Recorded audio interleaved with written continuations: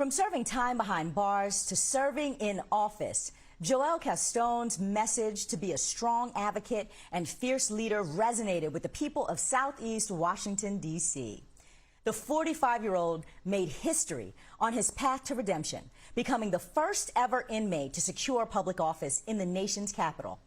Castón, who's expecting to be released in the coming months after 26 years in jail, was one of 5 candidates who ran from inside a D.C. correctional facility. Commissioner Castón joins me now. Good evening, and thank you so much for coming on the show, and congratulations on your win. Running for office ain't easy, and I'm sure it wasn't easy for you.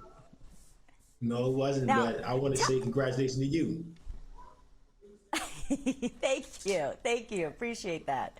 So the seat that you are now serving in has been empty since 2013. What made you think to run for it, and what was going through your head when you won? Well, first and foremost, I had to give recognition to my predecessors.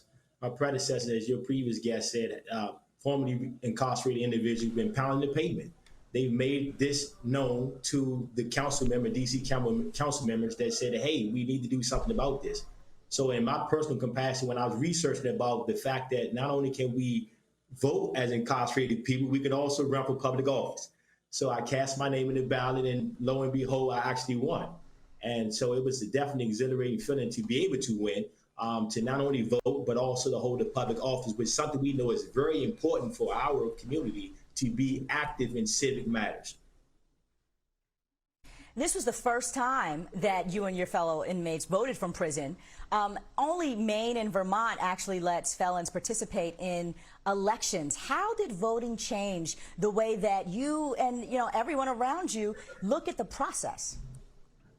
Yeah, voting, first and foremost, I would say here in D.C., what we've done is that we actually eradicated the word inmate. I want to point that out.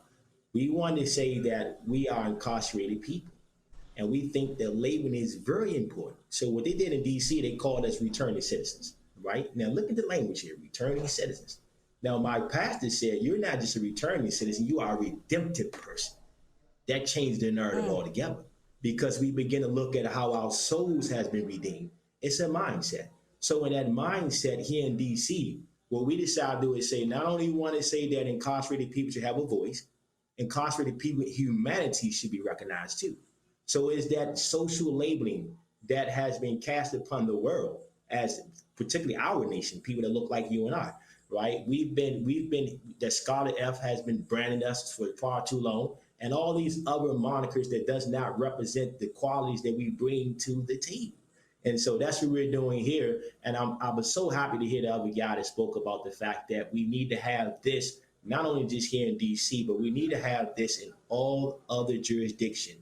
These jurisdictions need to recognize that people who are incarcerated are people first. They're people first who happens to be incarcerated. And now when you come from that particular standpoint, when you look at the numbers, I love the numbers. You say 70 million people are actually have some sort of are just involved people. That is a large block of individuals. That can literally be anyone. So when we say a redemptive person, a redemptive story, we saying the humanity in everyone. Let's take a look at your constituents, because as I'm listening to you talk about your redemptive soul, and I'm also thinking about the people you represent. And the thing about representative government is that you want to be represented by people who share your experience. You actually represent the inmates, obviously, in your jail, and then women who are living in a nearby shelter. And then there's also these people who are living in a luxury apartment.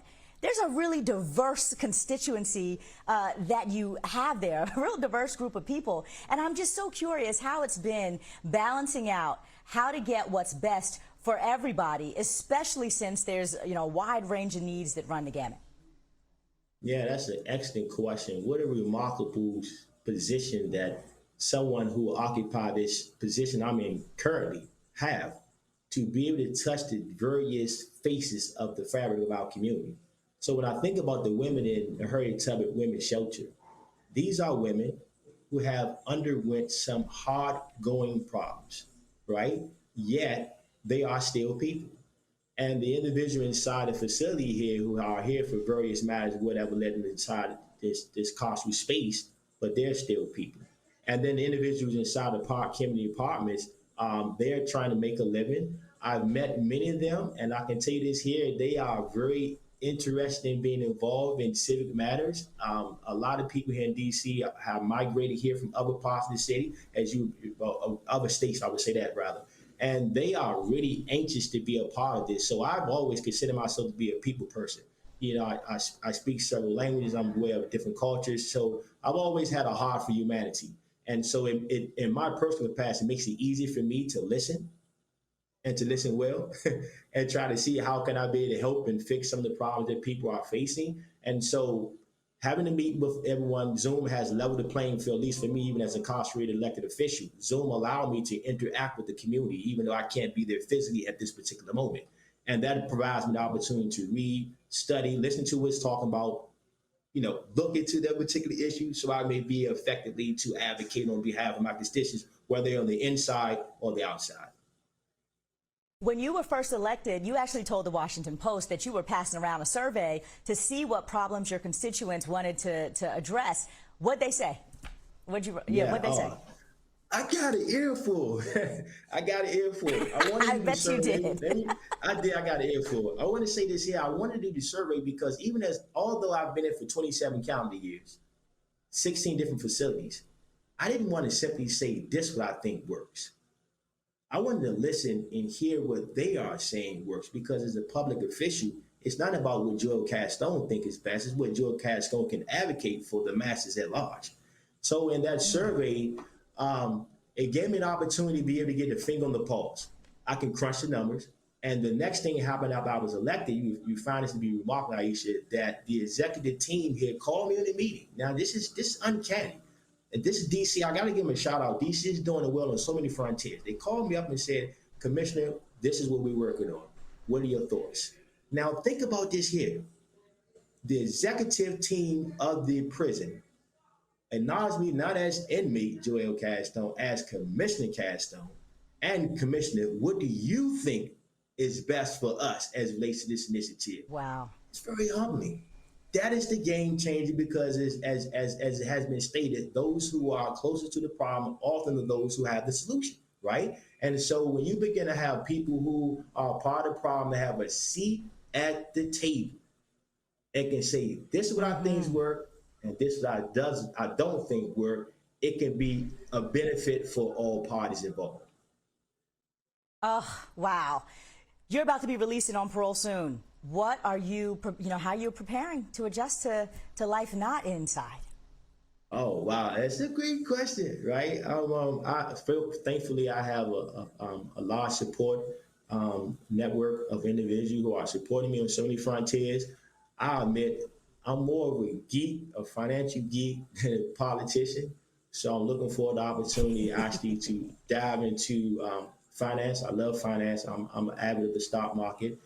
As you know, I wrote books about investment, how important it is to invest in. I'm just looking for the opportunity to be able to have unfeatured access to what I really like, right? That I can really get into the numbers, because I think that even as an elected official, I think the reason why we are in this current state because we need to invest on the front end. I receive a lot of accolades for my reentry work, but what about investing on the front end in these disinvested communities? So I believe personally that no entry trumps reentry. That's the secret. No entry trumps reentry. We need to invest on the front end instead of while someone is currently incarcerated. And then even though it's remarkable to have things when we're inside and catch us when we come out, but let's turn off the faucet so they won't come in the beginning. So I'm looking for economics to be the equalizer to do that. Wow. This Commissioner Joel Castóon, we're going to keep following you. Thank you so much for coming on and welcome home. Thank you so much. Thank you so much. Congrats on everything you're doing. I just love your show. Amplified, the AM was perfect. I love the name of the title. Keep doing the great work. Thank you.